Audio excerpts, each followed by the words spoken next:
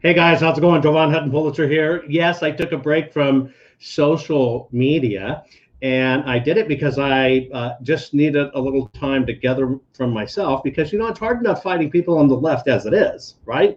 That's bad enough. It's hard enough fighting leftists, right? And KM, you're going to get the first question, but it's hard enough when you actually have to end up fighting with conservatives or people that call themselves patriots, Republicans. It's very odd.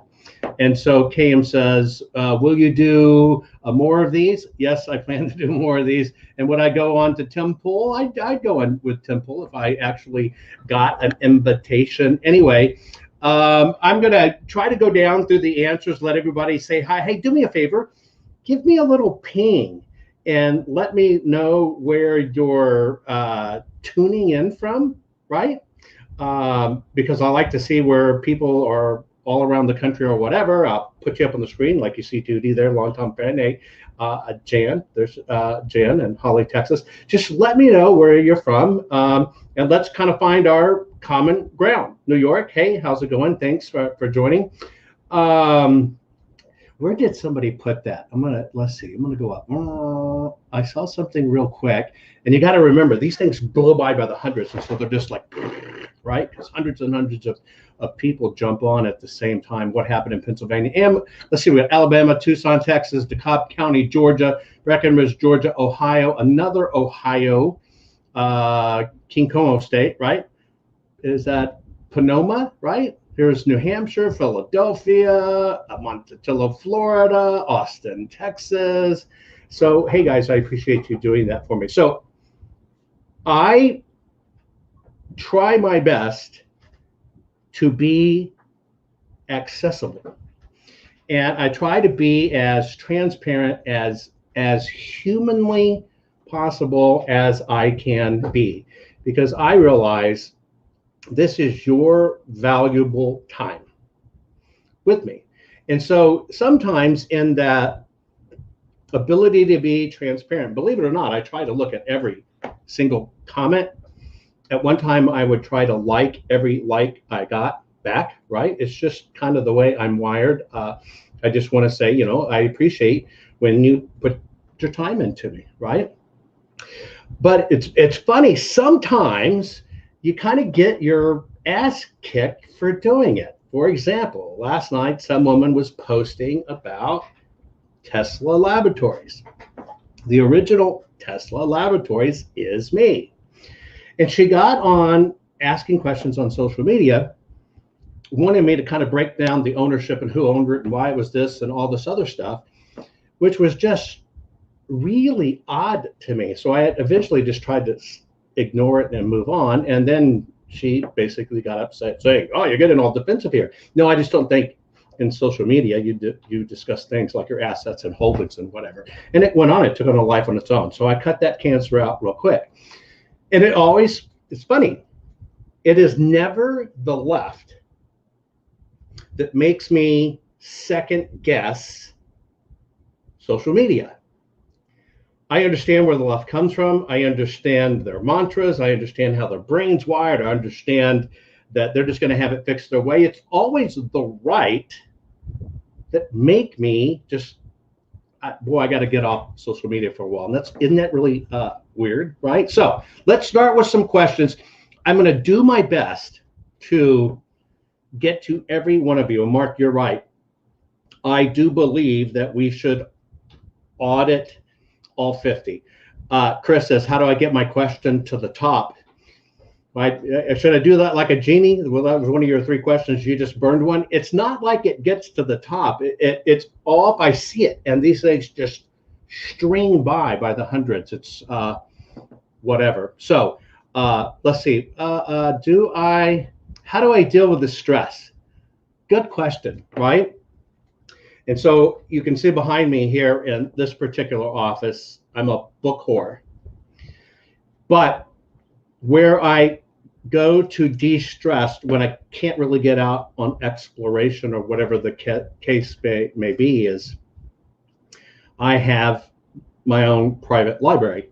And you're talking about something that's got 14-foot tall ceilings, books from bottom to top, shelves all the way up, the kind of thing you need a ladder all the way around the room to go, and tremendous amount of tapestries and antique paintings of ancestors. And I sit there and read. I truly enjoy just being able to shut down my brain and read. Now, of course, I'm always thinking and creating. So here's the things that allow me to shut down peacefully and get rest. And it may sound weird to some people, because some people say that's, just lay down on the couch and take a nap or go to bed. No.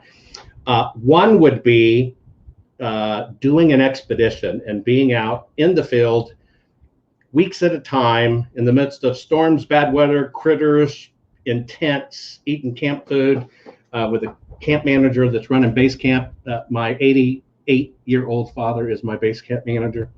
We live on rice and beans, but he's been known to cook great gourmet stuff when we're out in the field. So doing an expedition truly brings me great calm. The other things also along that line that allow me to de-stress is horseback riding, where I just don't have to think about it. I can get on the back of a horse, and it's one of the very few things in my life where I'm not overthinking everything or processing. So horseback riding does it for me. Scuba diving, same thing, listening to the rhythm of the voice and just taking it all in. I love to drive down old roads and take in the trees. And one that's just really odd, I thoroughly enjoy, and it brings me great peace, to go into old cities, old towns that have a lot of history in them, and find the oldest cemetery in town. And then once you find the oldest cemetery in town, whether it's me doing it or me with my children, because we all, I taught them how to do this and stuff. We go into a cemetery and we just read the headstones. That's it. And we would play a game, if somebody was born on your birthday or died in your birthday, first one to find their birthday won, right? But there's something for me that's very peaceful about walking into a 100-year-old cemetery or 150-year-old, 200-year-old, or whatever cemetery, massive trees, to know that there are people there that have been long forgotten, and there are people that interred there that might have not ever had their name spoken since they died. Or, right? Think about it. There are people in the ground that maybe their name hasn't been spoken hundreds of years. And so just to go to an old cemetery, right? I keep on hearing my video's out of focus. I don't think it's my video. I think it's massive uploads going on. I think that's what's possibly going on, but I'll recheck it. But just going to old cemeteries and reading those names really, really do it for me. So Clayton Champion, are you involved in the Arizona audit? I'm the only one in the world that does kinematics. The Senate has acknowledged it. Everybody's acknowledged it. I'm not sure why people still ask that question.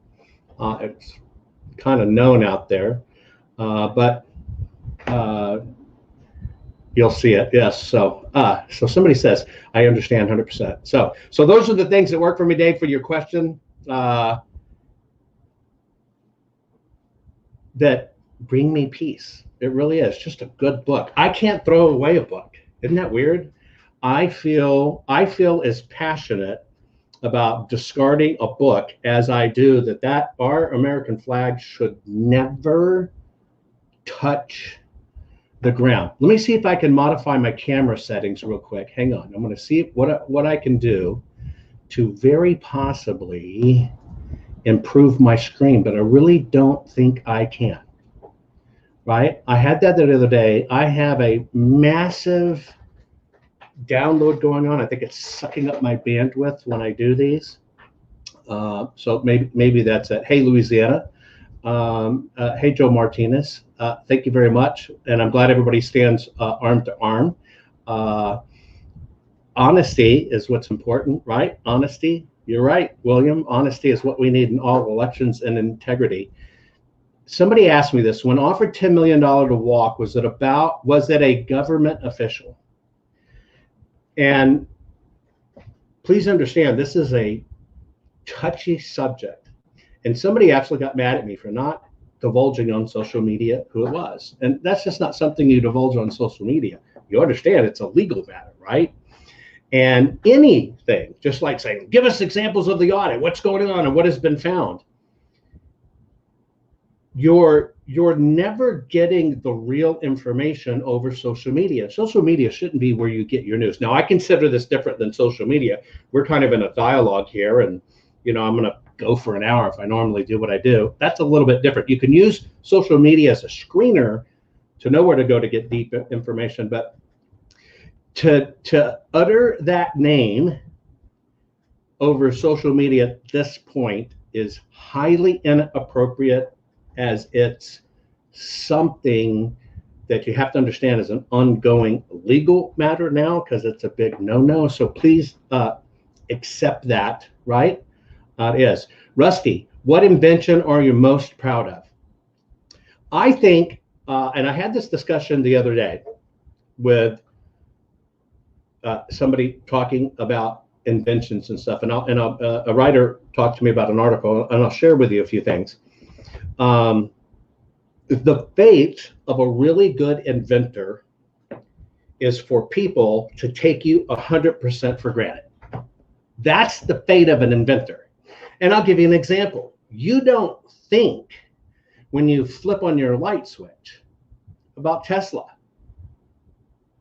You don't think about Nikola Tesla. You just don't, it didn't come to mind, right? And neither does Edison, although it wasn't really his, but there could be a big debate over that.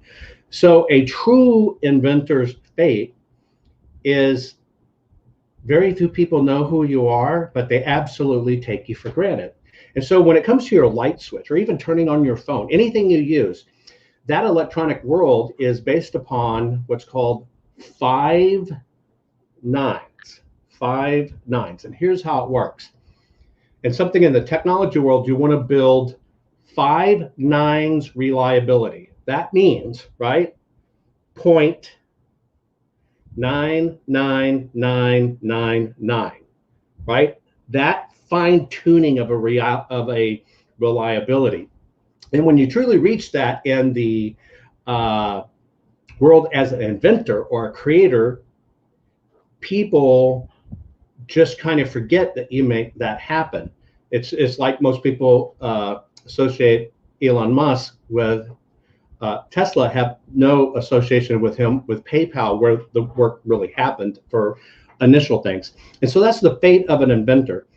And so even if you go back and read stories, everybody told me I was absolutely crazy when I said, you're going to use your phone, you're going to scan a code, boom, and you're going to go there. And everybody, even very famous people, are saying, well, you're just too lazy to type in a URL. URLs, they had no concept. Boom, here it is. We take it for granted. You now know when you see a barcode that your phone can go boop and it's there. That's where you want to get when you're an inventor. But I think probably the most, even before people thought you could jump with codes and do things, I told them, and this is one of my patents, in the old days when we had computers, and remember a 19-inch screen was really big for a computer, right? That was the next big one, a 19-inch screen. My screens here are 72 inches, right? I can literally set 8 full browsers in a row, full screen size, and look at it and work them all. So sometimes when you see me doing this, it's because my screens are totally panoramic around. And so back in the day then, before we really moved to mobile, which only came about in the 2000s, right? But back in like 98, 99, I'm telling people that this thing called the internet is going to merge with computing. They're not the same. One is computing and then one is the internet. But eventually the computing part of it is going to understand how you're consuming this thing called the internet. So it's going to understand, are you watching it on a big screen? Are you watching it on your TV? Are you watching it on a laptop, a desktop, the mobiles? Are you watching it on a mobile, a tablet, or whatever? And so when you see dynamic adjustment, and if you're old enough to remember the internet when it came out, and we all had our great 4800 baud modems and we were dial-upping our life and internet before a lot of pictures got on it. Remember, when you started to look at it on different devices, websites would break, right? And when you still had smaller screens, but the ad agencies got involved to make bigger stuff, it wouldn't fit on your screen. So all you would have to slide back and forth on your computer screen just to see everything that was there. And I told people that's going to go away. And here's how the code's going to work to make everything a dynamically adjust based on you, not what the programmer wanted to do, and not what the artist wanted to do, and not what the ad agency wanted to do, but how you prefer to consume your internet. So I'm going to say dynamic adjustment, right? Which you don't think of me for, but that's one of my big core patents, that it just goes ping, ping, ping, ping, ping, and it knows what it is, and it adjusts itself for you, and all the graphics and all the images and everything else adjust. And if you want to understand how it works, pull up a site on your mobile phone and look at it. And if you're sitting next to your desktop, pull up the same site on your desktop and watch it expand the data and show you more, and literally recreating itself. So I told people that everything would recreate itself in time. And then I also told people that the things we know as CDs, floppies, zip drives, all the other stuff we used to have then. Remember when AOL used to send us disc in the mail? I said it's all going to go away, and all your updating and all your software is going to be delivered from this thing called the internet, and these things you call disk or whatever are going to completely go away. And so that's where you have automatic downloading and update, which is also mine, that automatically updates your phones, your cable boxes, your computer, while you don't use disk anymore. So I would say those are some of, Rusty asked, some of my inventions, my patents that I'm most proud of, right? Let's see what other questions I got.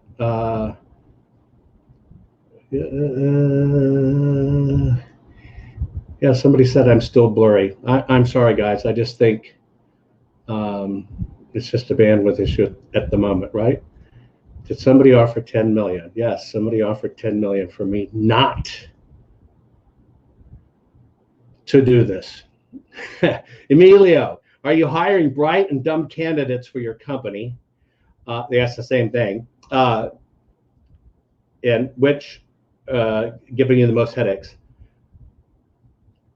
If I've had many Harvard MBAs, PhDs, etc., and many top Harvard people work for me. And for me, it's just like many. You don't have to have a Harvard MBA when you can hire them by the dozens and dozens and dozens. But you know what? There are, you got to know how to use your skills, because there's educated PhD derelicts that lie in the street and live homeless. And so it's not about that degree. It's about who you are and what are you going to do with it, right? And so for me, and I think you asked in the company, are you hiring bright and dumb candidates? Yeah, I don't think there's anything as a dumb candidate. There may be dumb hiring, meaning you hire the wrong people and put them in the wrong position. Is that their fault? No, that's your fault as a CEO or an executive. You should know when you interview them what their skill sets are and could be, and you put the right people in. It's like casting a movie in Hollywood. The casting agent sucks and they cast the wrong people, a great movie can be considered a flop. So my rule of thumb is very simple. I try my damnedest to work with people that are far smarter than I am, because three things for me are very paramount. If you were to know me in my personal life and in my technology life, you will find that most people in my circle that work for me or with me, we have worked together for decades, not just a few months, not just a year or whatever. When I find somebody I like or has skills or I want to create or socialize with, I'm making a multi-decade decision that I want this person in my life. And so that's one thing that's important to me. So it's important about the relationship and loyalty and ethics far more than what your skill sets are. Because even I know if you don't have the skill sets now, you can learn them and be taught them. And that's how I fashioned my entire career. Now, somebody say, well, you got to have these bright academics and do whatever. Well, you can look at that two ways. You can look at somebody basically has this great education on how to do things from professors who've never done it in their life, trying to teach people to do it. And that's why you have all this college debt and people can't do anything with it. Most of that stuff you have to undo. I would rather have somebody hungry, passionate, convicted, loyal, ethical, and ready to change the world than I would ever have the person that, well, I know it all. And that's a really key. And I found that's the best way to choose the people around you. And a good example, I've told this to a writer before, is a book that I would recommend everybody read. It's actually a book about filmmaking, and it's by Robert Rodriguez. You'd know him from when George Clooney jumped out and did his film Dusk to Dawn with Quentin Tarantino, which is basically a vampire flick. It's absolutely fantastic if you haven't watched it. But Robert Rodriguez wrote a book that basically was about why would you spend $300,000 to go to film school to learn from a film professor who's never really made a movie, can't make movies. That's why they're teaching, because their movies suck ass, and so they're going to go teach because they got all the school, but they're supposed to teach you how to be successful. So Robert Rodriguez said, keep the money in your pocket, finance your own film. And so he wrote this book called Rebel Without a Crew, like a film crew, Rebel Without a Crew, instead of Rebel Without a Cause, right? And literally talks about just do it yourself. And so when it comes to hiring, or when it comes to putting people in your company, or when it comes to really deciding even about your life, there's a lot to be said about just do it. If I would have told you when I was a kid, I was an absolute dork loner. My family was really weird, didn't have a lot of close friends. I was a great athlete, but that's really the only thing I had going with me. School totally bored me. My first grade in contact in first grade was an F. It was horrible, right? I couldn't sit still in class because I'm trying to talk to everybody and learn. And learning bored me because I just got it like that, right? It was only until when a teacher really set me free and I could just learn at my own place and do that I learned how to feed my head. I hadn't read on my own, meaning not as an assignment, but on my own, a nonfiction book my entire basically childhood, teen life. My first nonfiction book was John Grisham's The Firm. Now that tells you how far I was behind it. And because I processed so fast, I moved so fast, I can lose the words. So I had to teach myself. Read the line, read it again, read the paragraph, read it again. And I had to slow my brain down so I could just read. Now I'm voracious, I'll read hundreds of books a year. And it's not about speed reading, it's just about reading and do it, right? One person, one vote. So this is an interesting story. I don't know if you heard it in an interview, I think with Professor Clements was talking to me.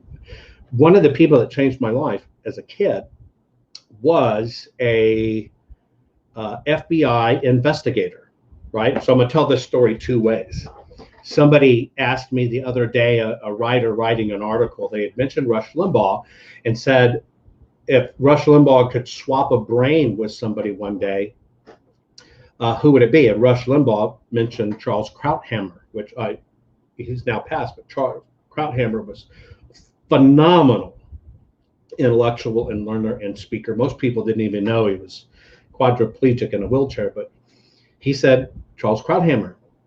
And I said to this writer, I said, I would love to meet the people back in the 70s in Quantico at the FBI who finally started figuring out how to understand the mind of serial killers. And if you hadn't seen this, it's on Netflix. I think it's either called Mindhunter, right? They did 2 seasons of it. And it's about the origins of forensic investigations, but specifically patterning serial killers. And they went around, and these were the guys that interviewed all the serial killers to try to understand what made their minds tick. And so I'm kind of wired the same way, right? To kind of think how people's mind tick. So I'll jump to your question here. I don't have my old books from my neighbor. My family unit fell apart when I was about 16 years old, and so I never got a chance to keep them, or I would have. For those of you that don't know the story, is one of my neighbors down the street was an FBI agent. And one day walking down the street, because his dog Tater loved me and I loved Tater, and his dog would come to visit me all the time, he was getting rid of books, and all these books were on the curb, and I saw them, and it was like, my family didn't buy books or anything like that. And they were FBI training manuals. And he gave them all to me. And so my first big reading adventure was basically the training books out of Quantico, reading FBI analysis and data and profiling and all this stuff at the same time. Of course, they're trying to catch Ted Bundy and all this other stuff. So it's kind of funny. Those were from that time when these same guys are trying to figure out the minds of these guys. And I told this writer, if I could do anything with my leisure time, I would love to take this big disconnected database of over 500,000, and it's actually more than that, 500,000 people in the United States that have gone missing and never heard of them again. We lose about 50,000 people every year in the United States. And I think it's because sloppiness, they don't catch these serial rapists or serial pedophiles or serial killers. And those of you who know me know that my sister was kidnapped in the 3rd grade. So it's a very near to my heart subject about me. And so I wish I had those books. That's a great question. And because I would certainly cherish those books, and they would be probably one of the most prized things in my life. Let's see what else is that. Have any other states employed audits yet? I can't talk about that, but I think 14 states have come to see the audit and tour, learn how it's done. Where do you want your statute to be built? You know what? When you look at statues these days, or you look at top awards or whatever, that's such a cornered racket of academia, right?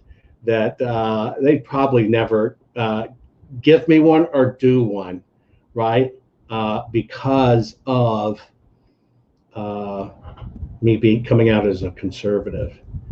Somebody said, will you bring back Net Talk Live? That was my television series that started on Fox back in the Living Color days. It was a primetime show on Fox, and then jumped to CBS, then jumped to NBC, then jumped to ABC. And in most markets, I followed Politically Incorrect, and then we were syndicated all over. I think it would work again today, right? I think people loved the show. They loved interacting with it. It was some of the best fun. Philip Beasley, do you think the Department of Justice will come in on this?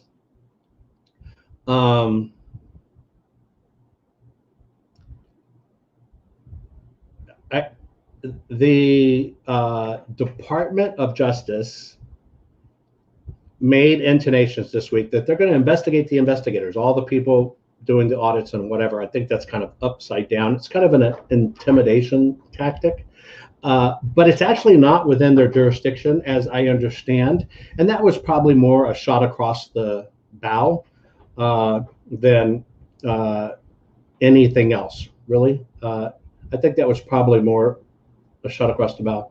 Trish McClure, what's my IQ? I never talk about that. And I never talk about it because it's such a controversial subject. And it's like getting a full room of jocks if every guy thought he was a woman slayer and they pull out the man sausage and they're doing a comparative contest.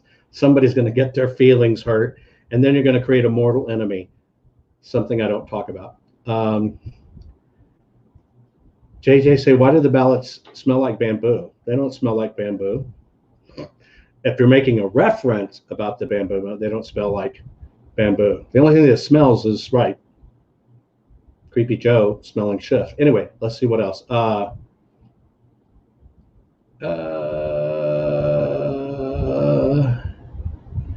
Do I get a warm, fuzzy feeling about the audit yet? No, not one bit. And here's why. Nobody wins in this. Nobody. There will be no victor because the sides are divided very far. So for you personally, if you have, hey, this is it, here it is, and I'm going to be warm fuzzy about it, you have to consider the other side. It's going to be massively destructive to an equal sized group. That worries me. That scares the shit out of me for humanity and how is humanity going to deal with things. So no, nothing about it for me is a warm fuzzy.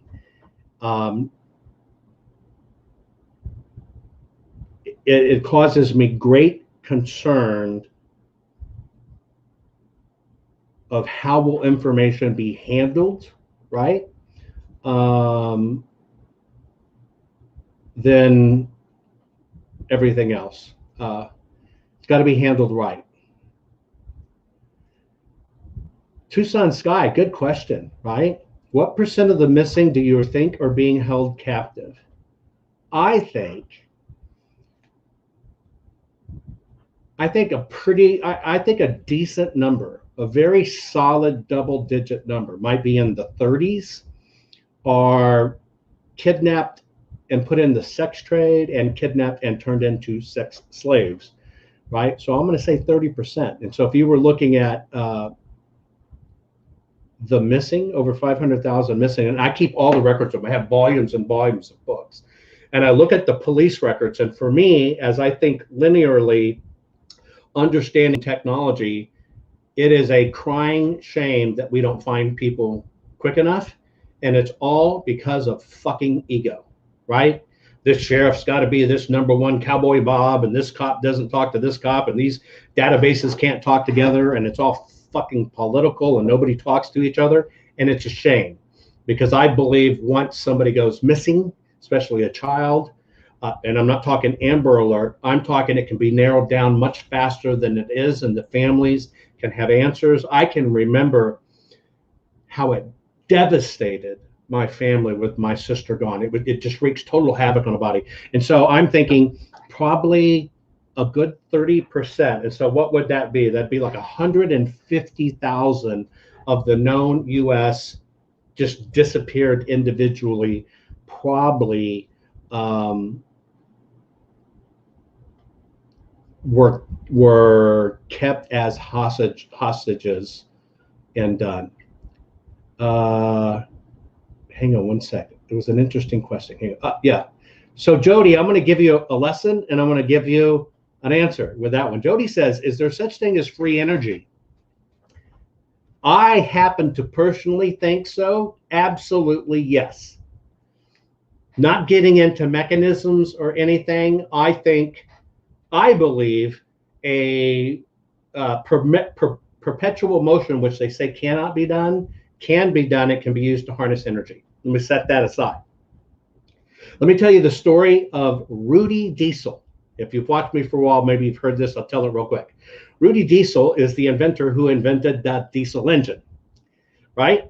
And what he did was he wanted a way to have impoverished farmers to have a fuel source for their working machines as we get into this industrial age, and right at the turn of 1900.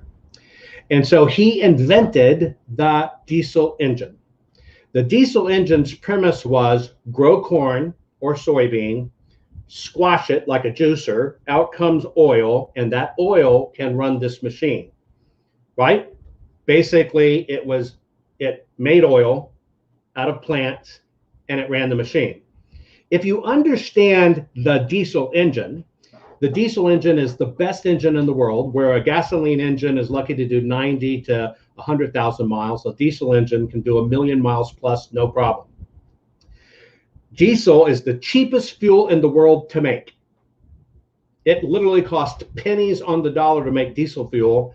And the only reason diesel fuel has gone up to where gasoline is thanks to the Obama administration ramping it up with taxes to make it look the same. But it's actually dirt cheap to manufacture because there's very little refining. So here's the story of Rudy Diesel, an inventor.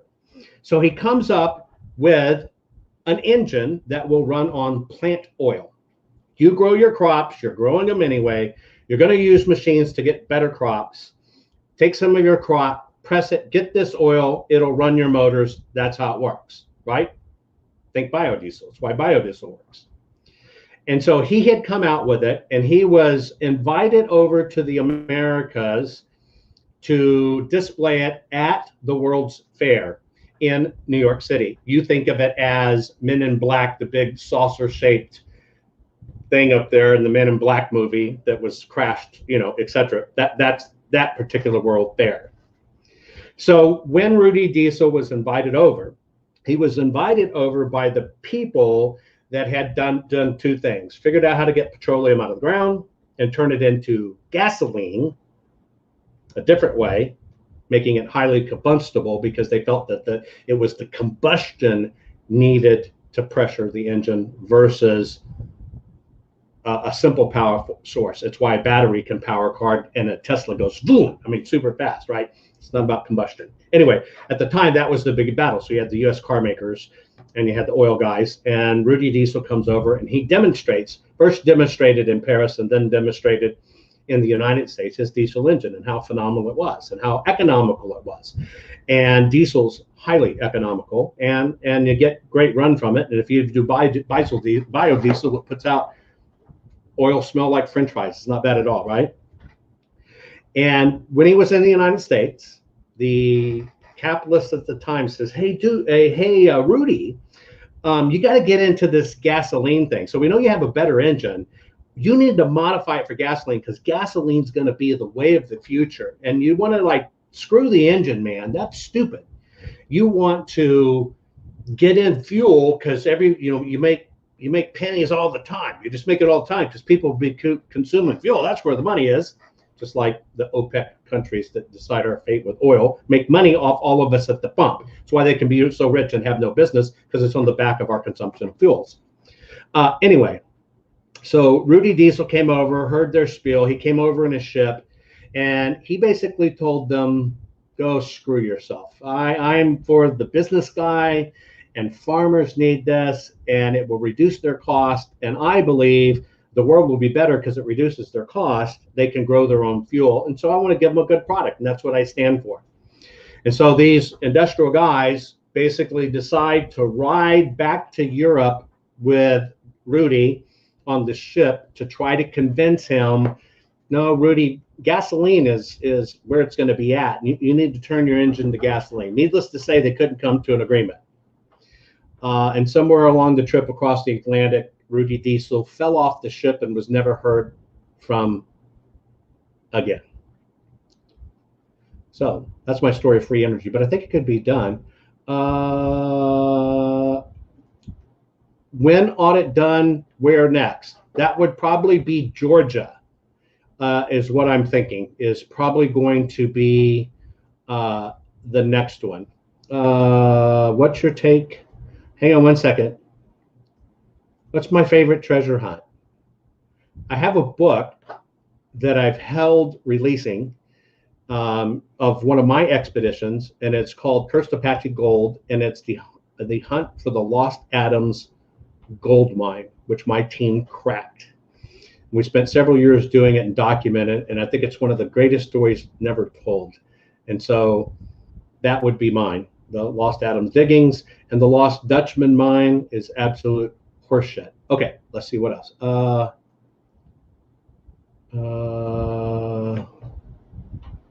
Let's see what else. Looking for the question. Stand by. I got to roll down just a bunch.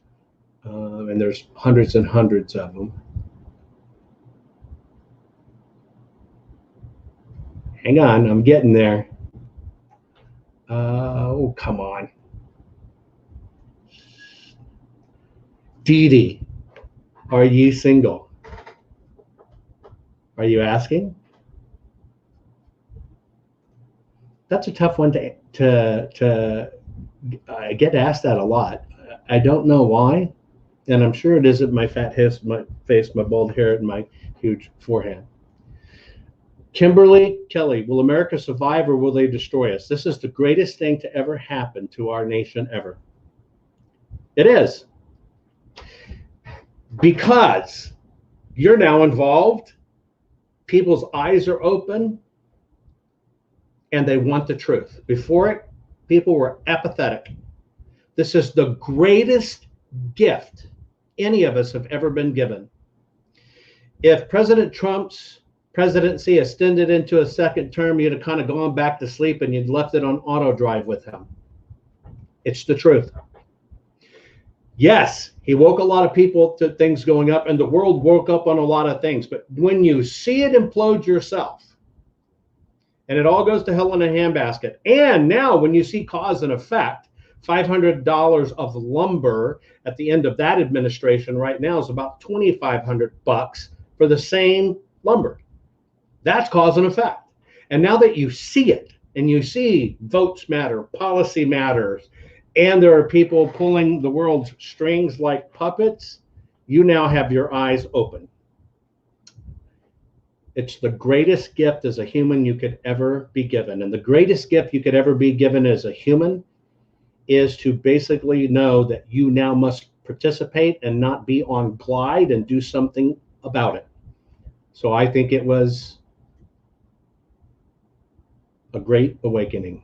And hey, Neptune's bound, you're right, even liberals are waking up.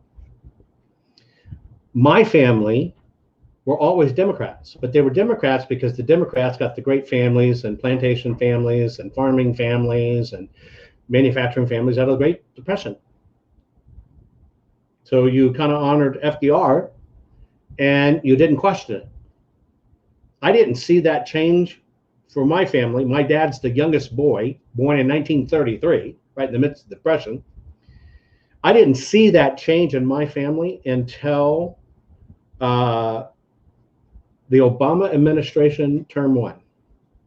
That's how entrenched it was. And you never questioned it. You just didn't question it. It's the same way with people of color. It's the same way, Jews, you name it, whatever. It's just families have their things that way. But I think there's many awakening that says Democrat's not the label for me if this is the Democrat. Just like Republican is not the label for me at all. Republican's now a dirty word for me after people not standing with people and just going along with the system. It was horrible. Sam asked, will the final report be released to the public for the audit? My understanding is the Senate makes that decision. That's my understanding. Let me scroll down.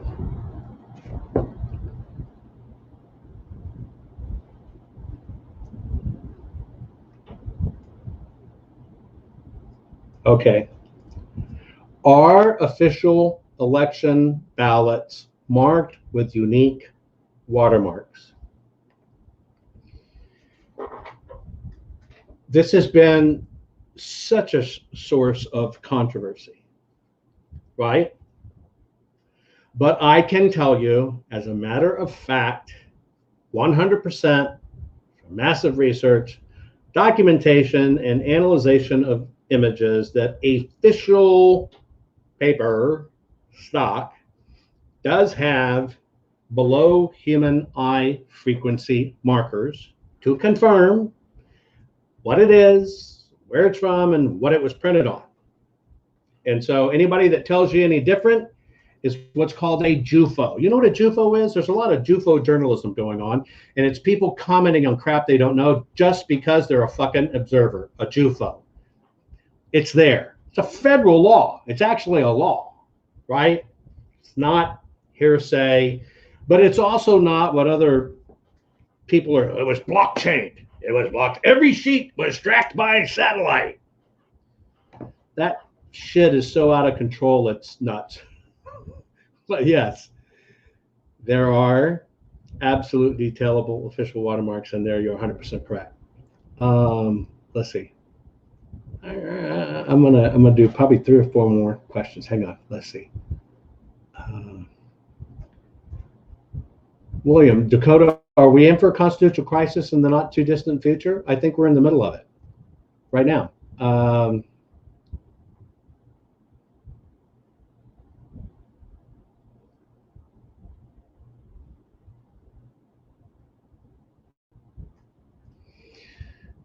A Cook asks, is zeroing out the tabulators the same as zeroing put in the memory cards? Harry Hursty said that zero out tabulators, Harry Hursty said he zeroed out the tabulators but never zeroed out the memory cards. But in the tapes, it says the memory card is zero. You have the answer right there.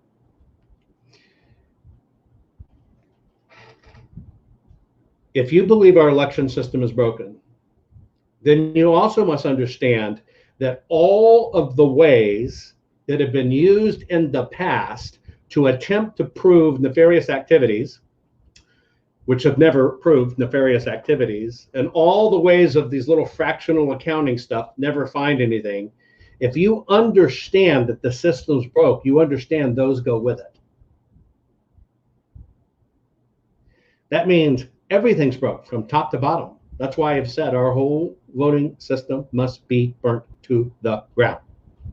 The way we think about them must change. The way we audit them must be changed. Everything about them must change. And so why does Harry Hertzy hurt so bad? Because his business is about to go out the window of doing phony baloney sampling shit in little bitty samples and going around and all. I have seen elections determined whether they were legit or not by running 12 more ballots that somebody marked. Just run in 12 and prove that they count right. They just got to count to 12. That is stupid. So all these old systems, see the writing on the wall, it's over for them. So accept nothing. Here's a UK one. Hey, hi, Jovan, UK in the house. Do you think there are more than 2,000 vote discrepancies in you know where? Just touch your nose to answer me. Okay, so let me figure out how to do this right so I keep it simple. Do you think there were more than 200,000 vote discrepancies in you know where? Just touch your nose. I gotta think about this because I don't really know what to say to answer that one. I don't think I can fit any more up in there, but I probably shouldn't say. And no, I don't know which one you're talking about. Lorraine Waters, do you smoke cigars? I would love to smoke cigars. I think it's fucking cool. I love cigars. I love the smell of cigars. I like the smell of a cigarette only when it's first lit, that first little of tobacco, nothing else. I think cigars are cool. I just can't handle that. I'm a puss that way. You know, I'll puff on them a little bit. I get a little bit green around the gills, but I think it's awesome, right? Can digital currency be traced? Yes, it can. That's why they want digital currency. Let me see if there's a few more I can do really quick.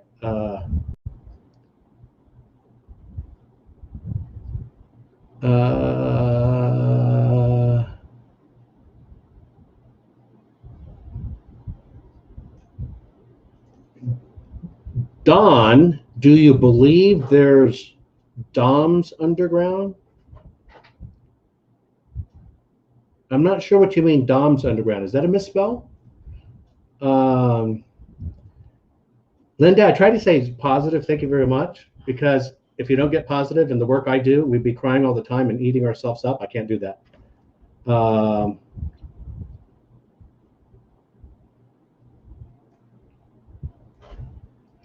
Jovan, with your patent technology, scanning technology, can't we system automatically tally votes down ballot? Of course they can. It's always been able to do that. You know why they don't do that? Because traditionally conservatives are lazy, but they will push the one button to vote conservative all the way down. And when you look at the analytics, Democrats, liberals will be more passionate, so they will take the time to figure it out. So they made it an outlaw to do a down ballot vote, which actually gives the edge to another side. Isn't it?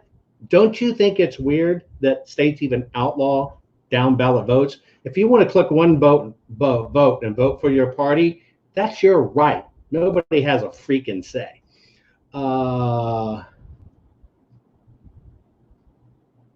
Yeah.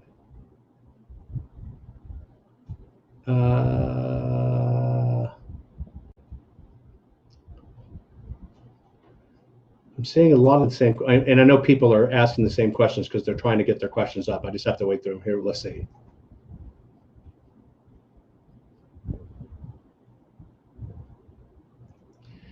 Interesting point. Rick Harriman says, Jovan, Virginia Beach, how can we keep this from becoming a civil war? I see a collision of worldviews that cannot be avoided. I pray I'm wrong. It comes from leading by example.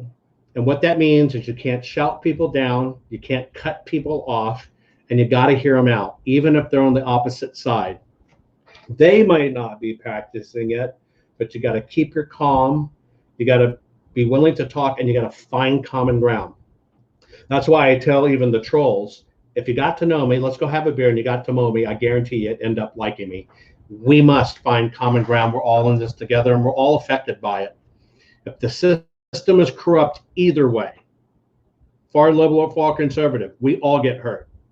It works because the blend. They'll be yelling, they yell diversity in corporations, they just don't want diversity in thoughts and or voting.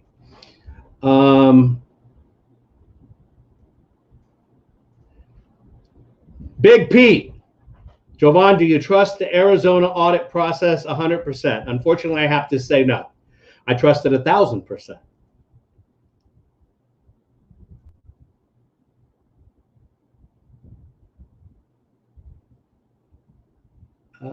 Okay, let me see. Hang on.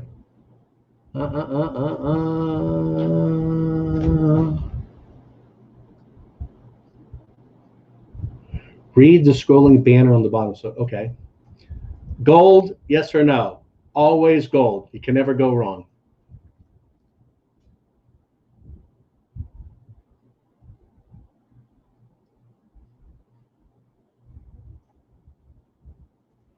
So, the biggest fraud in USA, a man named Frank Abagnale, you know him, movie To Catch a Thief. Yes. Great stuff. And what did he do? He went to work for the system and helped them catch kiting, is what it's called, kiting and check thievery. And so you can even have bad traits and use them for good.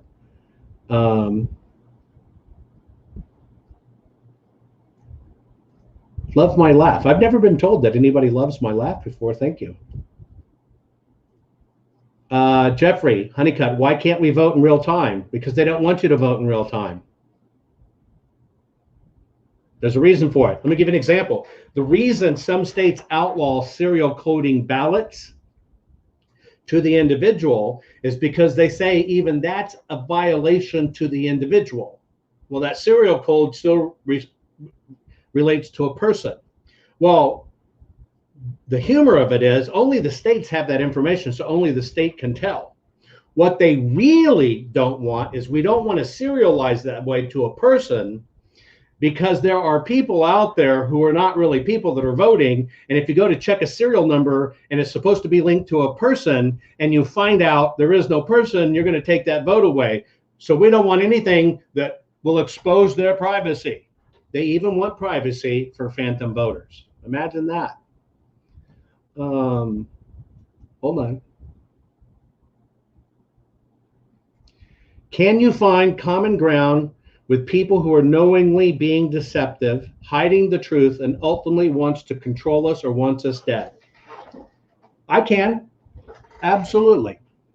I can. Now, this only works with somebody who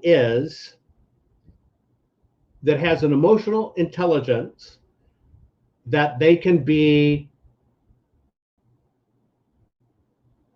truthful and still not agree with you. They don't have to bend it, right? They don't have to have this, it's subject to relativity. And I'll give you an example. If I had, and she's usually on here, is Daisy, are you here tonight? Daisy Cardillo is one of my fans. And she's followed me for years. And when the election stuff came up, Daisy challenged me on something, and I'd never looked at her profile. And Daisy is not a daisy like you think of a daisy. Daisy wasn't born a daisy, if you know what I mean. So Daisy Cardillo, one of my fans, and I appreciate her being a fan. And she identifies as a woman, right? And so we had this very discussion because she used to be a rabid Trump hater. And I've watched her over since the election and stuff, even participating. She's toned that down, which I think is movement. But part of her ID for her was being a Trump hater. And I had a discussion online, just like I'm doing right here with Daisy. And I said, look, sweetheart, here's the deal. People right now are saying this election wasn't managed right and that the judges aren't paying attention. Can you agree that people are saying that? And of course, she says, I can agree. And we started talking about crime in cities. And she lives, I believe, in Ocean City, New Jersey, and was complaining about their high crime there. And so I said, Daisy, let's make an analogy. We now know to persecute, prosecute, not hire, beat up, and or kill a person based on their sexual orientation or what they feel about their gender is a crime. Can we agree on that? She said, yes. I said, do you agree there's crime on the books for that it's a crime? If somebody killed you for being a transgender, by the way, if you're a man going to a woman, does that make you a transgendered woman or does that make you a transgendered man? I've always got it confused where the transgender part of it is. It's right. But Daisy, in her mind, in her life, and the way she lives, is a woman. And I said, so if Daisy, if somebody killed you or killed one of your friends or buddies or lovers or whatever the case may be, and the police refused to investigate it, which is known to have happened in the past, would that be okay? And she said, of course not. And I said, if you had all these laws and the courts were supposed to look at it and the courts refused to look at it, would that be okay? She says, no. And I said, well, imagine that person that got in office that told everybody that particular law about hate crimes on transgender people doesn't matter, do what you're going to do. I said, so now you have an analogy that why one-sided systems will never work with no regard to the system. None. Because humans are fallible. And so you can't have one person decide religion because they might decide they're Hindu, or they might decide they're atheist, or they might decide they're Jewish, or whatever. It can't work. That is not why we work as a society. That is not why we thrive and create and have this great thing that we have that everybody else wants.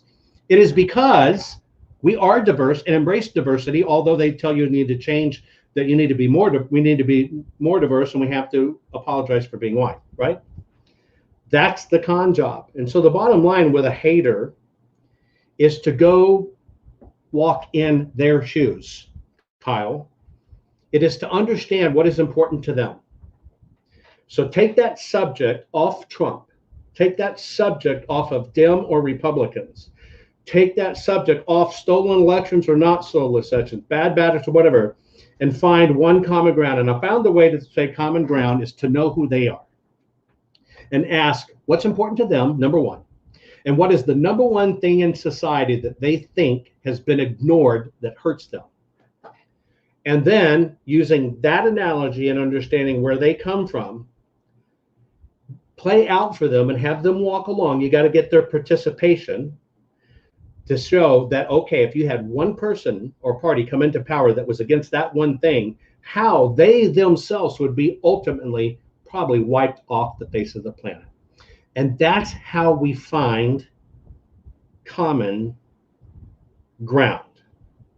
Now, if they cannot have true integrity about what's true, how can we be a racist nation and have had a black president?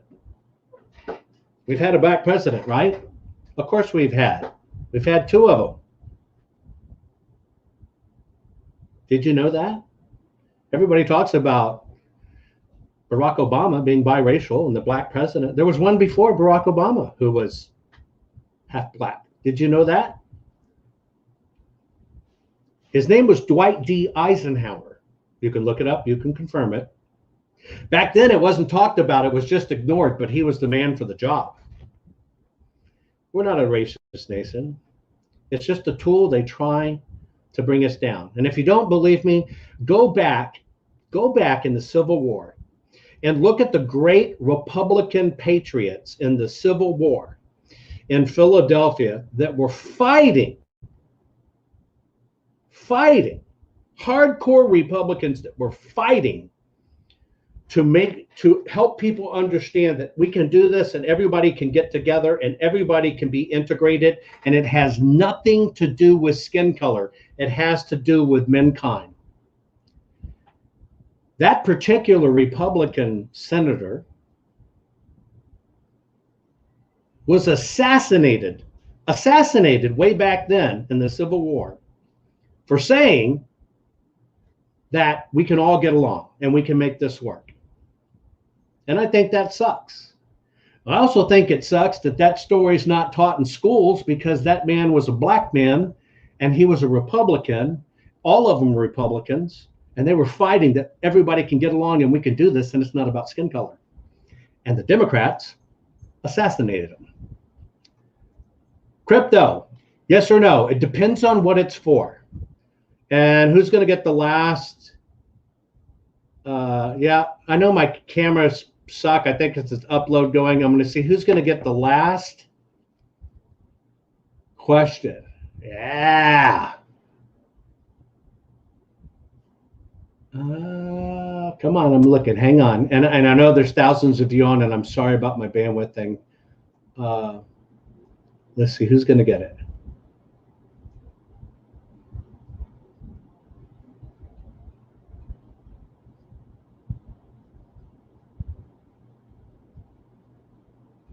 Hang on.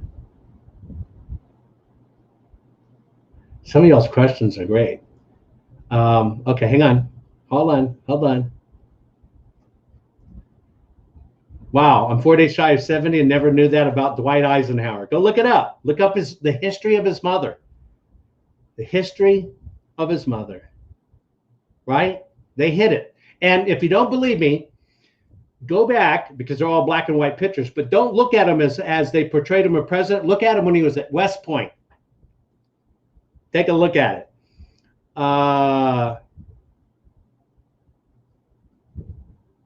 Okay, hang on.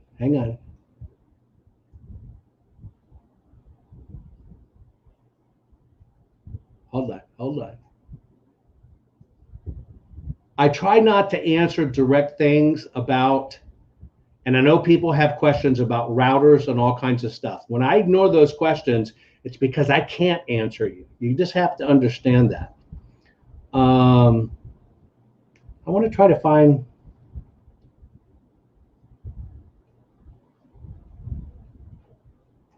Okay. Lessa, you're going to get this question, and this will be my last question for the night. I know, Nick, you're out there. I know you ask questions. There are things I cannot talk about. You have to accept that. So for the 2,800 or whatever folks here, here's my last thing. Lessa Smith says, please don't go until you answer, could the audit change the presidency? Here is what I am willing to say about that. The audit that you see going on in Arizona is the most significant historic election audit ever conducted in history. You are watching history being made. It is the first time in history that the steps have been taken to find out in totality, meaning not fractions, what happened in the election and why. It is not about overturning an election. That is the wrong way to look at it. It is about, were standards followed, were the laws followed, was everything done to compliance? This is like auditing for a new drug. or auditing a healthcare system. Compliance is everything. And so step back. I'm going to suggest to everybody, take the term stolen elections and put it over here. Take the terms change WAB, swap votes, and put it over here. Take the thing of, is it going to replace who's in the White House now and put somebody else in, and put it over here. And understand what's really important. If we don't fix what is potentially wrong with our election system, you, me, our kids, our grandkids, none of this, senators, congressmen, anything, nothing else matters. Nothing else matters. If your vote cannot be counted correctly, properly, legally, transparently, and authentically, America fails. If America fails, the world fails. This is no longer about the presidency. That is a small pimple on a gnat's ass. This is no longer about political parties. That is a small pimple on even a smaller gnat's ass. This is about equal protection under the law and civil rights, meaning, did your vote count? I'll use New Hampshire as a great example. They showed that the machines read wrong. They showed that maybe as much as 28% of the votes didn't count. If you show samples and that got proven 28%, but you're refusing to look at the ballots so you can understand them exactly, you're only trying to look at machine code, that's a civil rights issue, because it means somebody came in what other way, virtual, mail, or physical, to vote, and their rights were denied. That is a civil rights violation. So this audit has already changed everything you ever thought you knew about elections. And that is why a full quarter of the states in the United States have come toward the audit to understand it, to look at it, to touch it, to feel it, to understand what's really been done, and not rely on JUFO journalists who are making up shit they know nothing about and writing crap. That has changed history. You're not only watching history happen, you're watching history change. And your answer to that question is yes. It will forever change the presidency. It will change everything down from the Supreme Court down to your local council members, board of supervisors, mayors, county reporters, you name it. The game's changed. And the game's changed because Americans' eyes are open and know the system's broken. And doing these deep forensic audits are exactly what it takes to understand what happens, why it happens, and make sure it never happens again. And I'm really sorry, folks, that I could not put everybody on. I hate this shit. JFK Jr.'s alive. All that stuff is so inconsequential to what we're really battling, and Epstein's alive and all this. None of that matters, folks. Those are distractions. The only thing that matters is we get these votes right. That's it. And so I appreciate every one of you. I appreciate you tuning in. And I hope y'all watched the session I did with Jim and Joe, right? Or the Huff brothers, right? I hope you liked it. Anyway, share this if you would. I appreciate everybody. I appreciate what's going on, and we're all in this battle together. I know it seems like our nation's going to hell in a handbasket, but it's not. It is not. Not at all. Not at all. This is a great, just incredible freaking time in the world to be part of it.